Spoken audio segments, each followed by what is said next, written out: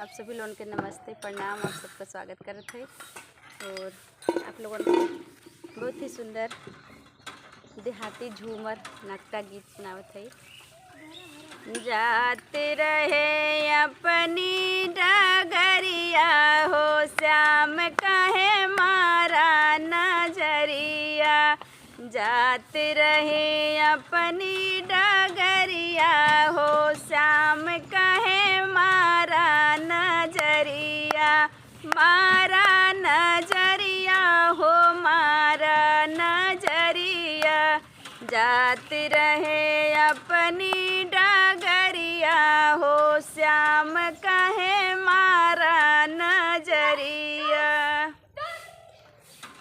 सास ससुर जी कई डरिया बहुत है। सास ससुर जी कई डरिया बहुत है।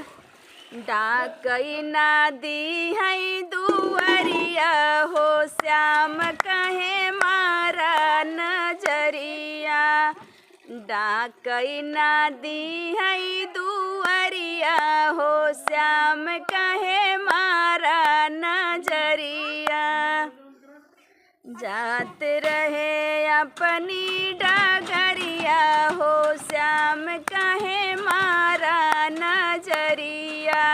जात रहे अपनी डगरिया हो श्याम कहे मारा नजरिया। जेठई जेठान जी कई डरिया बहुत है। जेठई जेठान जी कई डरिया बहुत है।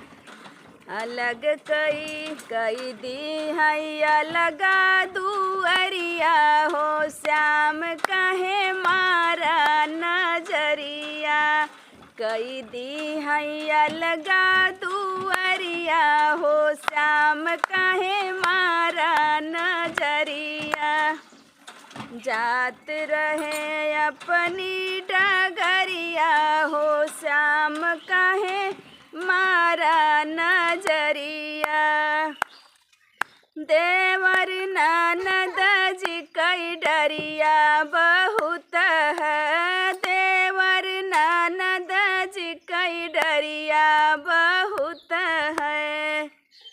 बोलै नहीं बोलिया हो बहुत हो श्याम कहे मारा नजरिया।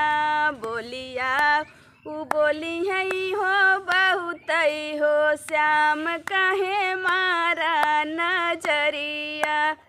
जात रहे अपनी डगरिया हो श्याम कहे मारा नजरिया।